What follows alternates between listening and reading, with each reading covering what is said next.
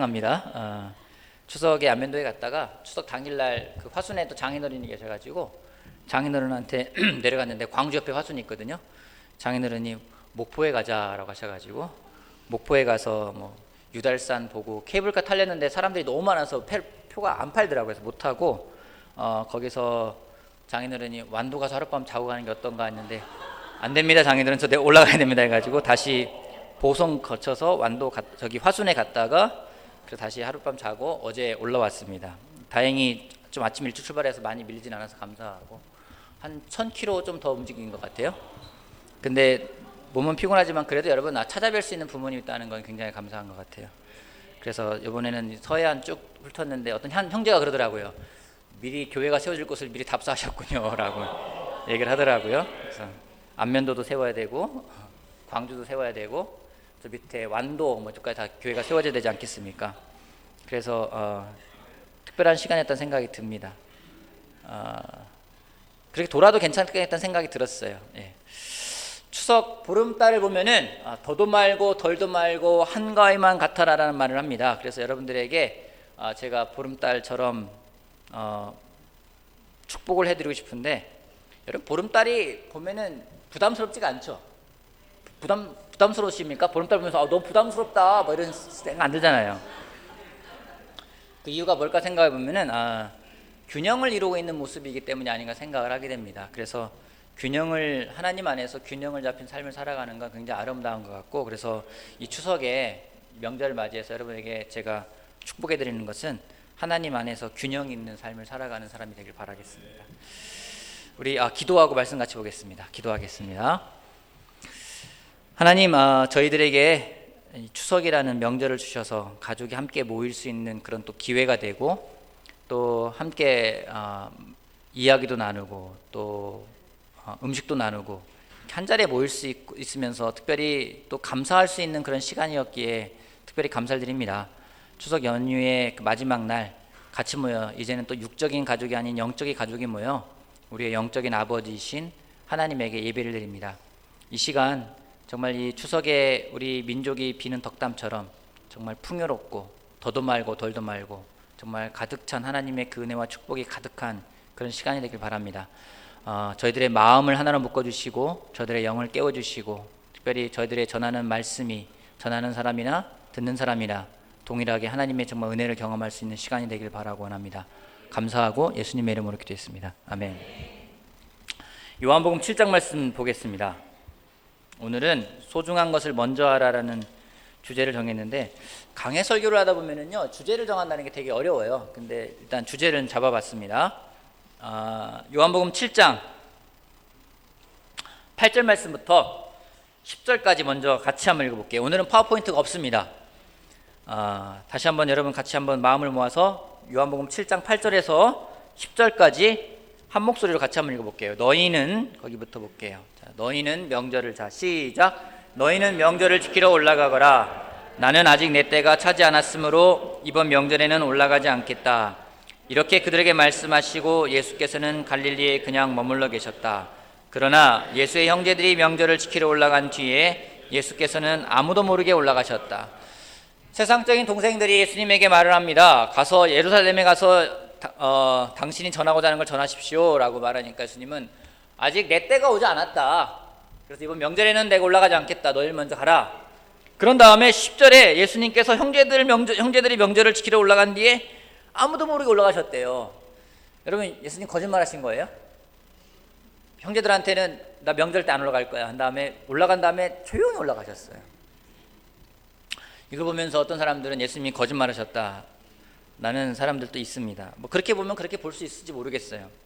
근데 예수님이 여기서 하신 말씀 무엇인지, 예수님의 때가 언제인지를 예수님이 기다리셨다는 거죠. 8절에 아직 내 때가 차지 않았다. 그 때를 기다리겠다라는 거죠.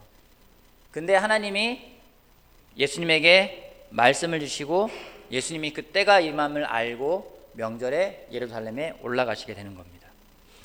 여기서 우리가 배울 수 있는 것은 예수님이 그 시간이라는 거에 대해서, 그 때라는 거에 대해서 어떠한 생각을 가지고 어떠한 기준을 가지고 계신지를 우리가 알 수가 있습니다. 예수님에게 있어서 그 때와 그 시간의 중심은 항상 하나님이었다라는 겁니다. 하나님이 중심이 되어서 하나님이 말씀하시는 때, 하나님이 말씀하시는 그 시간을 맞추려고 예수님이 항상 노력하셨다는 걸 우리가 볼 수가 있습니다. 자신의 계획이 아니라 하나님의 뜻이라면 언제든지 움직일 수 있게끔 하나님에게 맞춰가는 모습을 볼 수가 있습니다. 여러분, 군대에 가면은 형제들은 아시겠지만 5분 대기조라는 게 있습니다. 혹시 형제들 5분 대기조 해보신 분 있으십니까?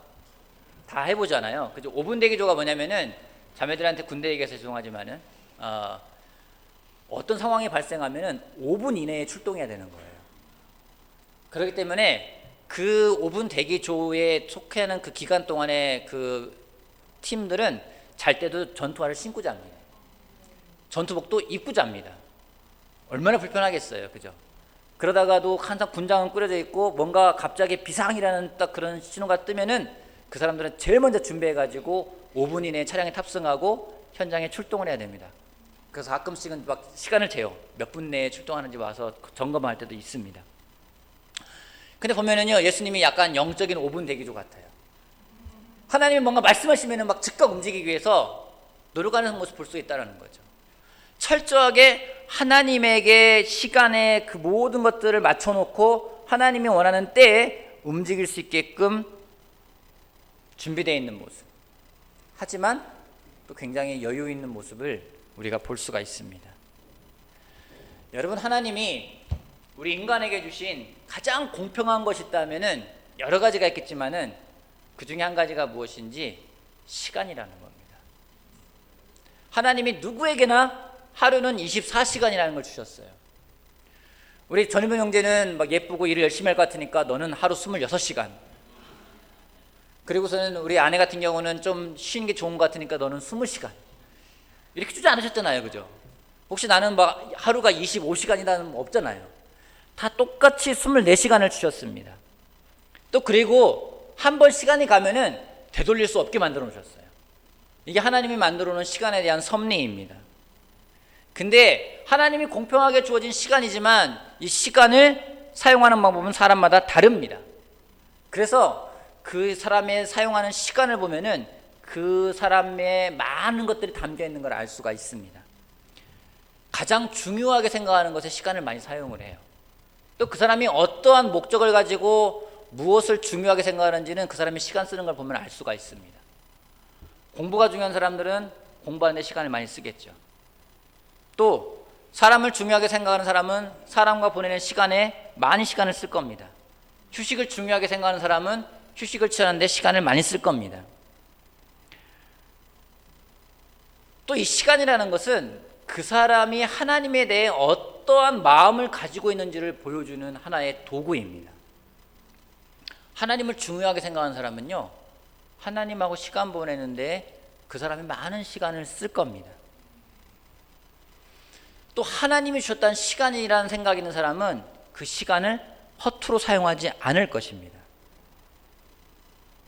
그래서 시간에 대해 훈련도 하고 시간을 효율적으로 쓰기 위한 그런 많은 훈련도 하고 계획표도 작성하게 되어 있습니다. 오늘 여러분은 시간을 어떻게 사용하고 계십니까? 시간이라는 것에서 어떻게 맞춰가고 있습니까? 이런 질문을 드리고 싶습니다. 여러분에게 주어진 그 24시간이라는 시간의 중심에는 과연 무엇이 있습니까? 여러분이 들어가 있습니까? 아니면 하나님이 들어가 있습니까? 하나님이 들어가 있는 시간을 사용하는 사람은요, 특징이 있어요. 조급해하지 않습니다. 서두르지를 않습니다. 그리고 당황해하지 않습니다. 예수님은 전혀 당황하거나 서두르는 모습을 우리가 찾아보기가 어렵습니다. 물론 어떤 부분은 예수님이 좀 더 급한 마음을 가지고 하시는 건 있겠지만은 막 당황하거나 우왕좌왕하는 모습은 찾아볼 수가 없습니다. 그러기 위해서 예수님이 얼마나 노력하셨을까요? 사람들이 막 인기를 막 받습니다. 근데 예수님이 거의 들뜨지 않고 또 빨리 체포돼도 안 돼요. 너무 늦게 체포돼도 안 돼요. 또 빨리 돌아가셔도 안 돼요. 늦게 돌아가셔도 안 돼요. 그 모든 것들을 하나님에게 맞추기 위해서 예수님이 노력하셨던 것은 과연 무엇인지, 하나님하고 시간 보내는데 가장 많은 시간을 사용한다는 겁니다. 오늘 여러분들은 어디에 시간을 가장 많이 사용하십니까? 우리 팀들은 가장 많이 시간을 사용하는 데가 어딜까요? 잠자는 것 같아요. 그죠? 잠은 자도 계속 잠이 오는 게 잠입니다. 우리 제자들은 어디에 시간을 많이 사용하고 계십니까? 잠이 너무나 소중한 사람들은 이곳에 와서까지 잠을 자는 사람들도 있어요. 너무나 소중해요. 근데 우리가 정말 하나님을 중심으로 살아간다면 우리에게 있어서 많은 시간은 하나님과 시간을 보냈는데 우리의 시간이 사용되어야 합니다. 설교식 설교 준비하면서요, 저를 돌아봤어요. 나는 가장 많이 사용하는 시간이 어디지? 잠자는 시간보다는 깨어있는 시간이 많으니까 잠은 아닌 것 같아요. 그럼 말씀을 보는데 많이 사용하나? 말씀 보는데 사용하는 시간도 아닌 것 같아요. 기도하는데 가장 많이 사용하나? 그것도 아닌 것 같아요. 가장 많이 사용하는 게 뭔지, 때로는 그냥 이 생각 저 생각 속에서 살아가면서 시간을 보낼 때가 많이 있다는 거예요. 뭐 별거 아닌데 이것저것 하다 보면 시간이 금방 갈 때가 많이 있습니다. 그러면서 하는 말이 있잖아요. 너무 바쁘다. 너무 시간이 없다. 여러분, 우리가 정말 하나님을 만나기 그 직전 힘이 없어서 누워있는 그 시간을 빼고는 우리의 시간은 점점 없을 겁니다. 그러기에 우리가 해야 되는 것은 무엇인지 더 하나님께 나아가는 시간을 만들어야 된다는 거죠. 마틴 루터가 했던 말이 있습니다. 나는 해야 할 일이 너무나 많아가지고 하루에 4시간을 기도한다고요. 할 일이 많기 때문에 기도하는 시간을 늘려가는 거예요. 요즘에도 보면 그런 사람들이 있습니다. 하나님하고 할 일이 너무 많아가지고, 너무 어려운 일이 많아가지고 하나님하고 시간 보내는 걸 점점 늘려가는 사람들이 있어요. 그런 사람들 보면 정말 믿음이 무엇인지를 알 수가 있습니다. 여러분, 예수님이 가장 많은 시간 보낸 게 뭐냐면요, 사람들보다 하나님이라는 거예요. 아침 일찍 나가서 하나님과 시간을 보내고, 틈만 나면 산으로 가시고, 틈만 나면 바다로 가시고, 강으로 가시고, 계속해서 하나님과 시간 보내는 게 예수님의 일상이었다는 겁니다. 여러분, 우리에게 시간이 주어졌을 때 때로 나의 필요를 채우고 싶습니다. 놀고 싶습니다. 마음껏 내가 원하는 걸 할 수 하고 싶을 때가 많이 있습니다. 그게 아니라 하나님께 더 나아가는 사람이 되길 바라겠습니다. 여러분의 가장 좋은 시간대를 하나님하고 시간을 보내서 사용 한번 해보십시오. 남는 시간들 뭐든지 다 하고 남는 시간, 여유 있는 시간, 짜투리 시간을 하나님에게 보내는 게 아니라 여러분이 가장 좋은 시간, 여러분이 가장 소중한 시간, 가장 컨디션이 좋은 시간을 하나님하고 보낸다면 그 시간을 통해서 얻는 것이 굉장히 많을 거라 저는 생각을 합니다. 할 일이 많아서 더 바빠지는 게 아니라 할 일이 많아 하나님과 더 시간을 보낼 수 있는 그 믿음을 가져가는 우리가 되었으면 좋겠습니다. 여러분, 성경을 보십시오. 예수님이 십자가에 가시는 그 과정을 보면은요, 점점점 하나님하고 시간 보내는 게 더 많아져요. 더 기도하는 내용이 많아집니다. 하나님께 더 다가갑니다. 그러기에 우리가 나이가 들어가면서 시간이 빨리 가요. 50대는 50km, 60대는 60km, 40대는 40km 간다고 합니다. 그러기에 시간이 빨리 가기 때문에 더 하나님께 나아갈 수 있는 우리들 한 명 한 명이 되길 바라겠습니다. 그래서 정말 하나님과 함께하는, 하나님의 때를 맞춰가는 그런 시간을 보낼 수 있는 우리들 한 명 한 명이 되길 바라겠습니다. 아멘. 계속 보도록 하겠습니다. 14절 말씀이요. 명절이 중간쯤에 접어들었을 때, 여기 아니고 11절부터 볼게요. 명절에 유대 사람들이 예수를 찾으면서 물었다. 그 사람이 어디에 있소? 무리 가운데서는 예수를 두고 말들이 많았다. 더러는 그를 좋은 사람이라고도 말하고 더러는 무리를 미혹하는 사람이라고 말하였다. 그러나 유대 사람들이 무서워서 예수에 대하여 드러내놓고 말하는 사람은 아무도 없었다. 명절에 유대 사람들이 예수님을 찾습니다. 예수라는 사람이 어디에 있느냐? 분명 올라왔을 거라는 생각이 들었어요. 그러게 예수님에 대해서 말을 합니다. 근데 예수님에 대해 평이 갈립니다. 두 가지로 갈립니다. 더러는 그를 좋은 사람이라고 말하고 더러는 사람들을 미혹한다, 속이는 사람이다라고 말하는 두 부류로 나눠집니다. 질문하겠습니다. 자, 예수님은 좋은 사람이라는 평가가 있고 또 사람들을 미혹하는 사람이라는 평가가 있습니다. 어느 게 맞습니까? 제가 이렇게 질문하면 답하기 힘들죠. 뭔가 다른 답이 있는 것 같죠. 자, 예수님은 좋은 사람이야 라는 사람도 있었고, 야 무슨 소리야, 사기꾼이야, 두 가지 평이 있어요. 어느 게 맞습니까? 좋은 사람 맞습니까? 사기꾼은 아닌 것 같으니까, 그죠? 좋은 사람이 맞다. 제 개인의 생각은요, 모두 틀렸어요. 둘 다 아니에요. 명절에 시골에 가면은 제 아버님을 뵙고 장인어른을 뵈면은 저한테는 두 가지 인포메이션이 들어옵니다. 저희 아버지는 정치에 대해서 아주 보수적이십니다. 그렇기 때문에 가면은 이제 많은 말씀을 하세요. 무슨 말씀인지 알겠죠? 예. 그리고 이번에 장인어른한테 갔더니 장인어른하고 같이 목포에 간 다음에 들렸던 곳이 이제 김대중 대통령 박물관 기념관에 들렸었어요. 또 차에서 오며 가며 앞자리에 앉아서 무슨 얘기 하겠습니까? 이제 정치 이야기를 또 한번 던져보니까 또 많은 말씀을 하십니다. 무슨 말씀인지 알겠죠? 그렇죠? 그래서 항상 저의 입장은 굉장히 중립적인 걸 취할 수밖에 없습니다. 여러분, 야당이 옳다, 아니다, 여당이 옳다, 정치에 대해서 이게 옳다, 저게 옳다, 누가 옳을까요? 똑같아요. 개인적인 의견이 있습니다. 모두가 개인적인 의견이 있습니다. 지금 예수님에 대해서도요, 사람들이 하는 말은 무엇인지 개인적인 의견이라는 거예요. 진짜 옳은 건 뭔지 아십니까? 하나님이 과연 예수님을 뭐라고 하는지가 가장 중요하다는 거죠. 좋은 평가를 하는 사람들은 왜 평가를 하냐면요, 그 사람이 기적을 일으키잖아, 그 사람이 좋은 말을 하잖아, 그렇기 때문에 좋은 사람이라고 이야기를 하는 거예요. 예수님에 대해서 안 좋은 말 하는 사람들 왜 그러냐면요, 야, 그 사람이 안식일을 범하잖아, 그 사람이 기적을 일으키는 거는 귀신의 힘을 이용해가지고 쫓아내는 거야 라면서 예수님에 대해서 안 좋게 평가를 합니다. 모두가 다 기준이 자기 자신이에요. 어떤 걸 평가할 때 우리가 자기 자신의 기준으로 평가를 합니다. 그래서 그건 좋은 거야, 나쁜 거야 이야기를 합니다. 우리 또한 마찬가지입니다. 어떤 게 좋다 나쁘다 평가할 때는요, 내 기준으로 평가할 때가 많이 있다라는 거예요.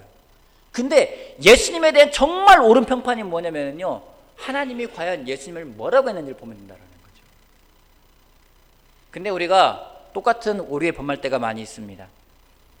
내 생각대로 판단할 때가 있어요. 내 생각대로 평가할 때가 있어요. 그리고 때로는요, 사람들이 나를 어떻게 평가하는지에 따라서 내 행동이 바뀌기도 합니다. 많은 사람들이 나를 좋아하면은 그냥 좋아하는 걸로 갑니다. 특별히 팀들 되게 예민하죠. 다른 사람들이, 친구들이 나를 뭐라고 하는지 굉장히 예민하잖아요. 많은 친구들이 막 좋아하면은 막 글로 갑니다. 근데 많은 친구들이 싫어하면 또 글로 안 갑니다. 어른들도 마찬가지예요. 중요한 거는 주변에서 사람들이 뭐라고 평판하는 것이 아니라 과연 하나님이 나를 뭐라고 평판하고 평가하는지가 가장 중요하다는 겁니다. 하나님은 예수님을 좋은 사람이다, 미혹하는 사람이다, 그렇게 말씀하지 않으셨어요.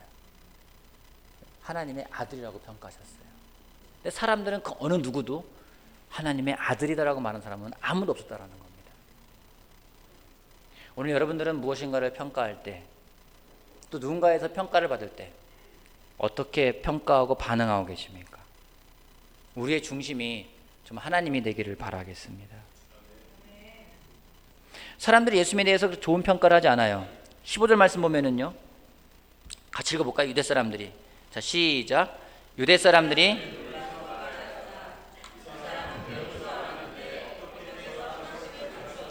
그쵸, 예수님에 대해서 약간 의아하고 놀라요. 야, 저 사람 말이 놀랍다가 아니라 그 앞에 말이 나오잖아요.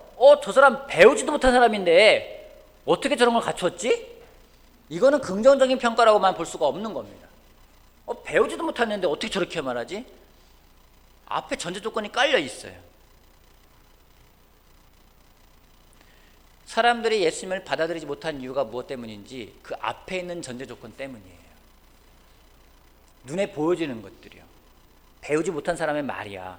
놀랍긴 한데 배우지 못한 사람의 말이야. 그 말 한마디 때문에 사람들이 받아들이지 못하는 겁니다. 자기 생각에 가득 차 있기 때문에 받아들이지 못하는 겁니다. 때로는 형제들과 만났을 때, 자매들과 만났을 때 그런 사람, 그렇게 많은 사람들이 있습니다. 예수님에 대해서 믿음이 생기지가 않아요. 여러분, 왜 그러는 걸까요? 하나님 말씀이 좋은 말인데 그만큼 믿겨지지가 않아요. 왜 그러는 걸까요? 그런 적 없으십니까? 하나님 말씀이 분명 맞는 말인 것 같고 좋은 말인데 그만큼 아닌 거예요. 그 앞에 하나님을 하나님으로 받아들이지 못하는 마음 때문입니다.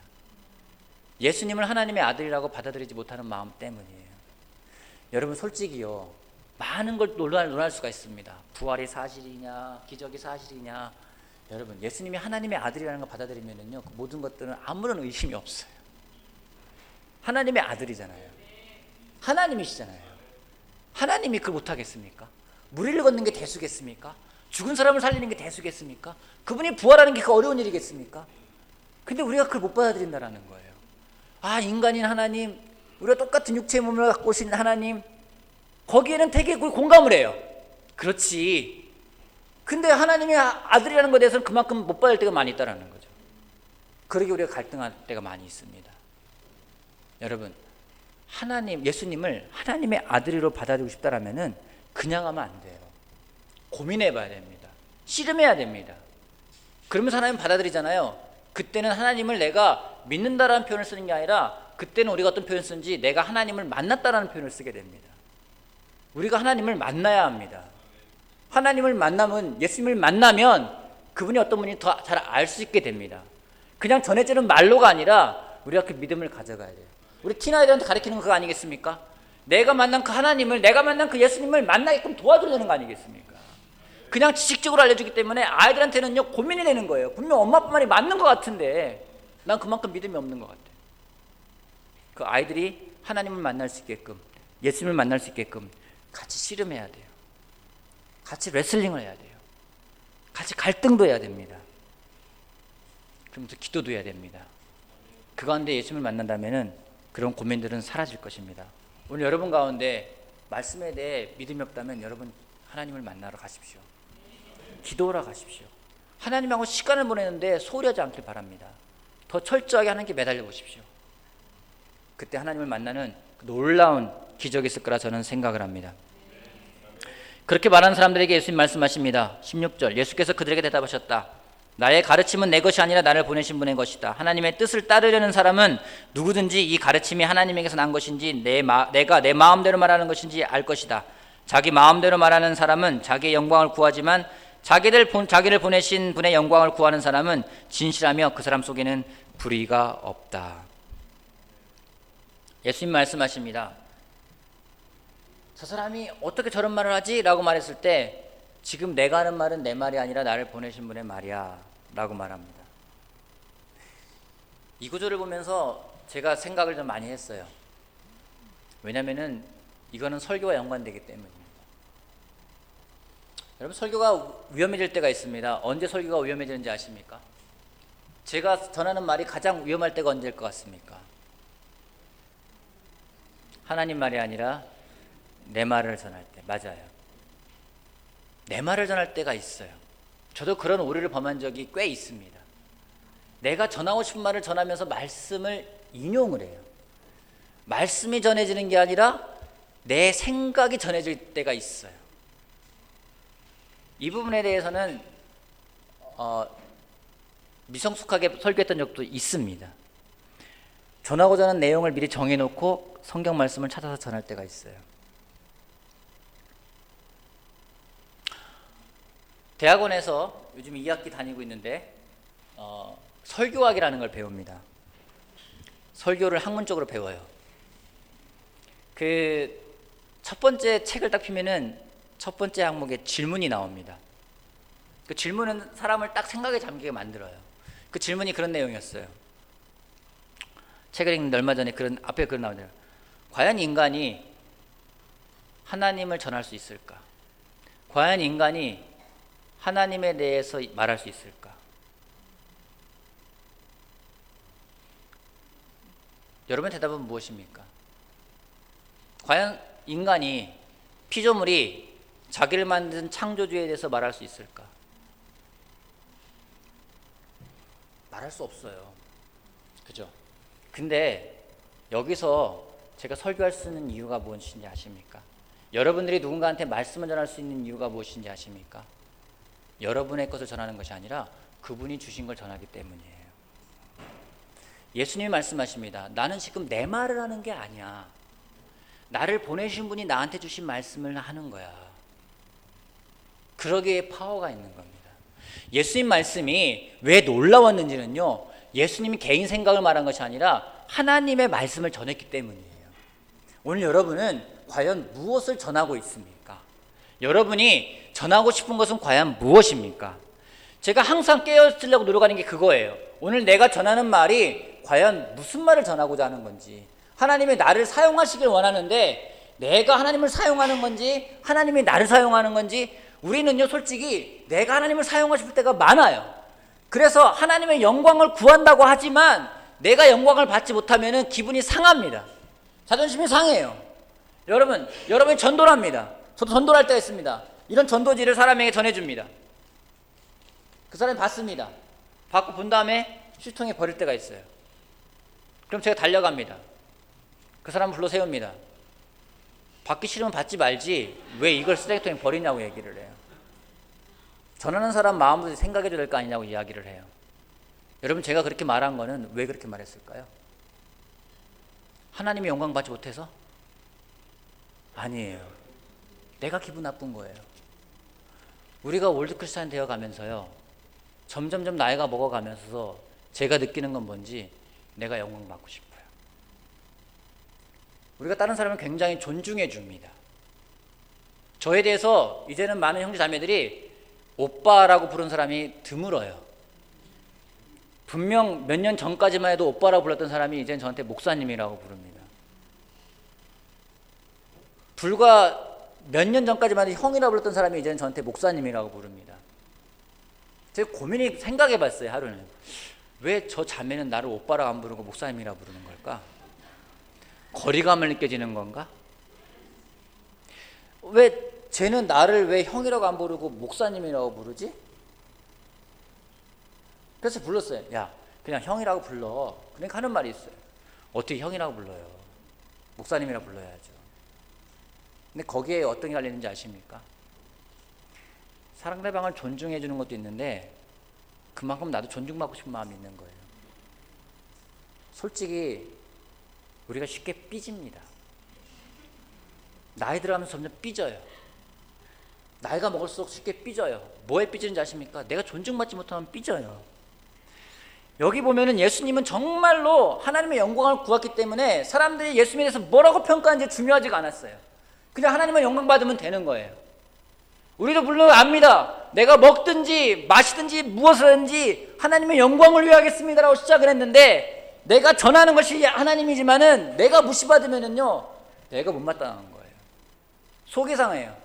전도지로서 버리는 것이 내가 무시받은 것 같기 때문에 가서 뭐라고 하는 겁니다. 물론 그 사람이 그런 태도에 대해서는 가르쳐줘야 됩니다. 상대방을 존중하는 것도 가르쳐줘야 됩니다. 올바르게 거절하는 것도 가르쳐줘야 됩니다. 하지만 더 나아가서요, 그 마음속에서는 뭐가 있는지 내가 무시받은 것 같은 거예요. 화가 나는 거예요. 여러분, 화가 날 때 언제 화가 납니까? 자녀들이 여러분을 화나게 할 때가 언제입니까? 여러분을 무시할 때 아니겠습니까?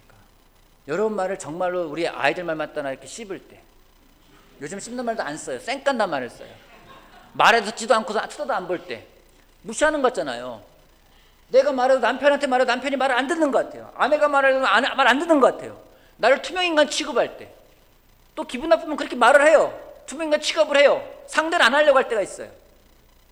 너무나 우리가 마음이 상한다라는 거죠.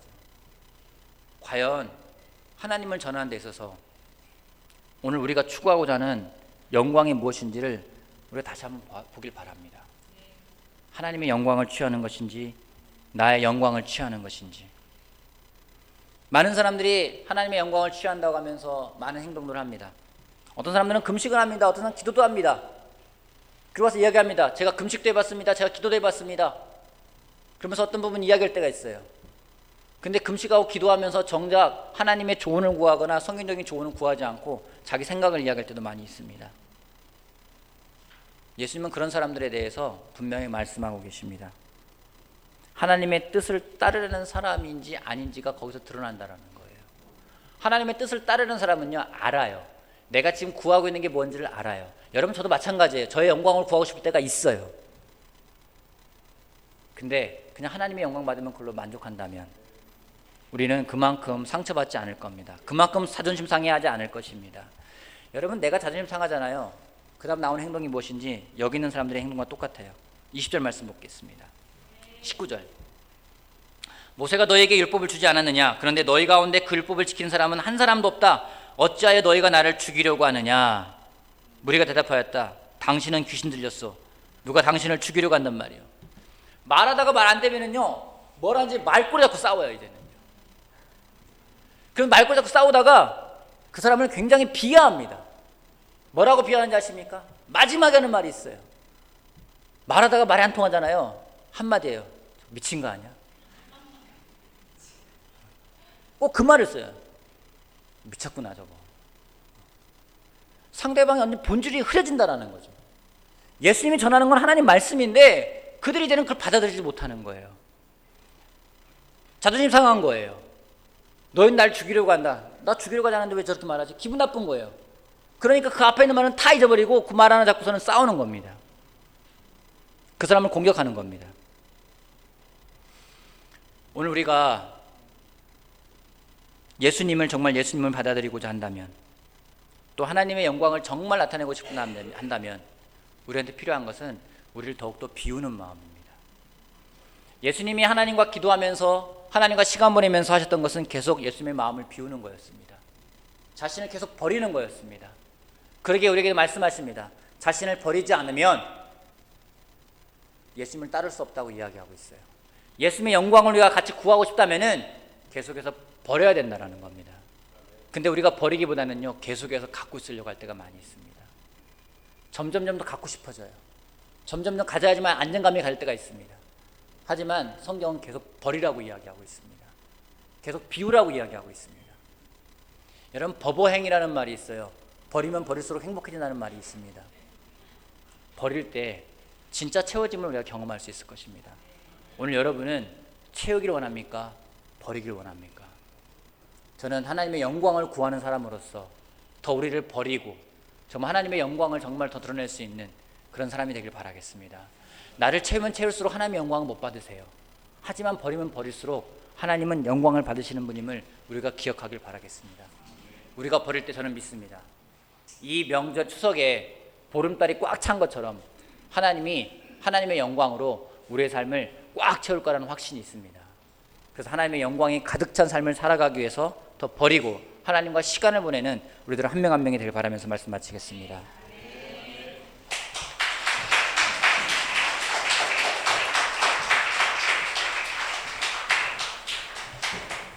모두 자리에서 일어나 주시기 바랍니다.